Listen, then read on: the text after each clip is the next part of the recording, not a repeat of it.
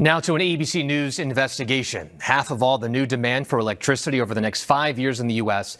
is expected to come from data centers. They are the backbone of AI technology. In partnership with our stations across the country, our Elizabeth Schulze shows us how they're dividing communities, bringing the promise of new jobs, but fears of higher utility bills. Your electric bill has been quietly subsidizing the most profitable companies on Earth. Every time you've opened your utility statement over the last 12 months, you were just paying for the power your family used. You were paying for the massive energy consumption of Silicon Valley's server farms.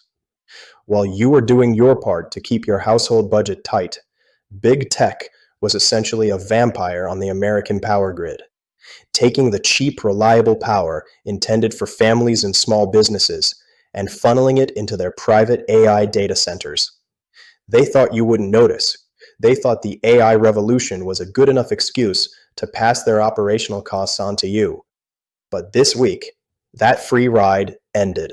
If you are tired of the mainstream framing, if you are tired of paying for policies that don't benefit you, and you want the truth behind the headlines on how this administration is actually fixing our grid, hit that subscribe button right now.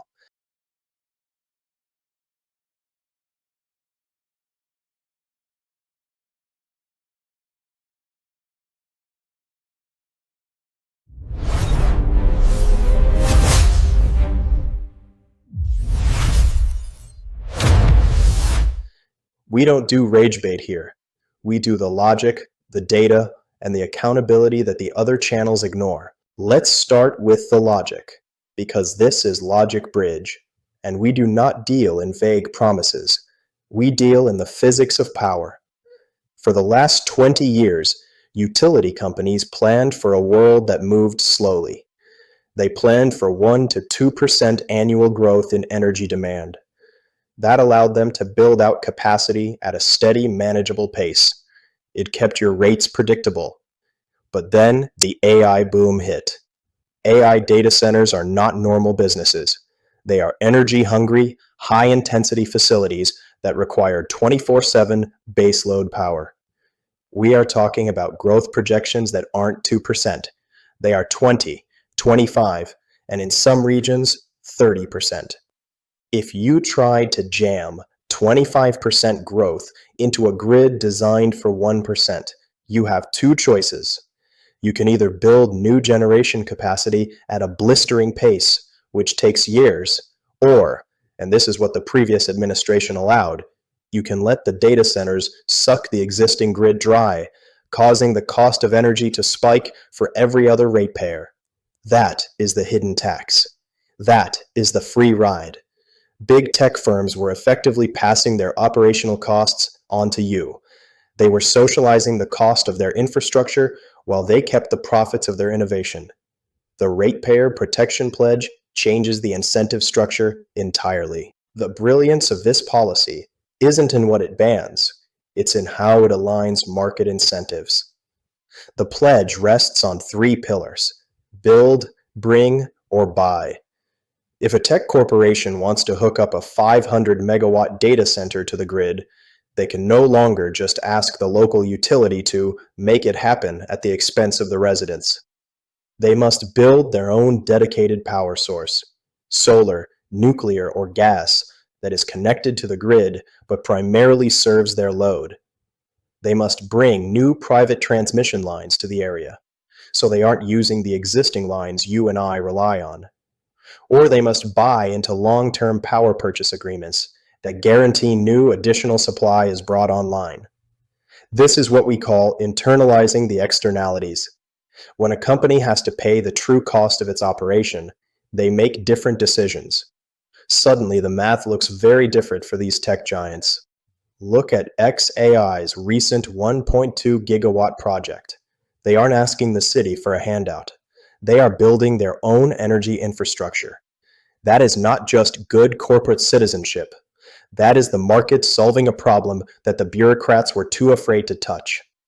When the administration forces these companies to be responsible for their own energy, it stops the projected 8 to 25% rate hike for families dead in its tracks. This is the definition of putting the American ratepayer first. Now, let's talk about how the government actually moves that energy from the source to the data center. Because this is where the previous administration failed the American people, and where this administration is succeeding. For the last 4 years, the biggest roadblock to American energy was not a lack of technology. It wasn't even a lack of funding. It was bureaucratic theater. If you wanted to build a transmission line, a pipeline, or a new power generation facility, you had to navigate a regulatory maze that took on average 7 to 10 years to traverse. They called it environmental review, but anyone who has actually worked in infrastructure knows what it really was. A weaponized process designed to kill projects through delay. The administration's new policy changes the permitting timeline for critical energy infrastructure to 2 to 4 weeks. I know what the critics will say. They'll say, "John, isn't that skipping safety? Isn't that ignoring the environmental impact?" That is a false choice. You can have high environmental standards and a fast permitting process.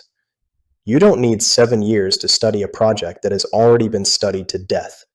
You don't need a decade to review a project that is going to be built with 2026 technology, not 1970s technology.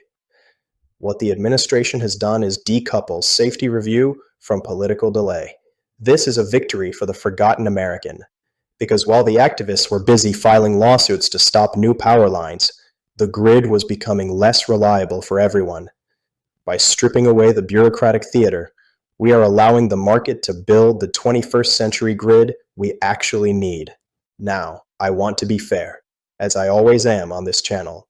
The Ratepayer Protection Pledge is a massive win, but it is not a set it and forget it policy.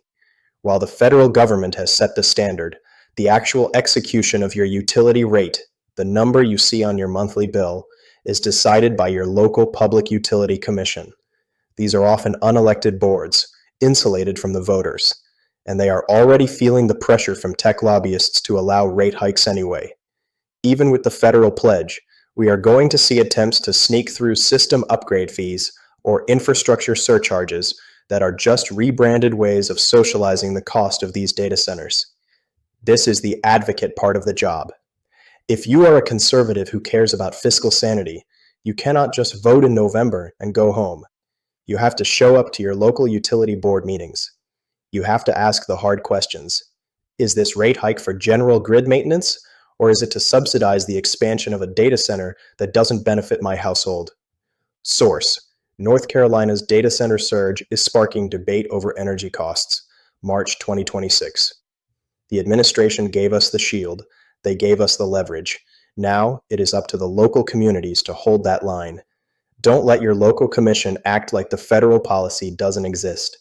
Make them account for every penny. I want to pull back the lens for a second. We've been talking about electricity bills and server farms, but this is part of a much bigger picture. If you look at the last 2 videos we've done, the Shield of the Americas Border Initiative and this energy pledge, you see a unified philosophy. Energy independence is not just an economic issue. It is a border security issue. It is a national security issue. If we are dependent on Chinese manufactured solar panels that contain forced labor components, we are not sovereign. If we are reliant on global energy markets that are easily manipulated by cartels or hostile foreign regimes, we are not sovereign. By forcing AI and big tech to build their own reliable baseload power here at home, using American gas, American nuclear, and American engineering, we are building a grid that is physically incapable of being turned off by a foreign adversary. We are moving away from the green new STAM fantasy, where we hoped for sunshine and wind, and back to the reality of reliable baseload power. I want to bring this back to where we started. For years, you were told that high energy prices were an inevitable byproduct of the transition. You were told that if you wanted a modern, high-tech economy, you had to accept that your bills would go up and your grid would become less reliable. That was a lie. It was a choice. It was a choice to prioritize the growth of corporate behemoths over the financial stability of the average American family.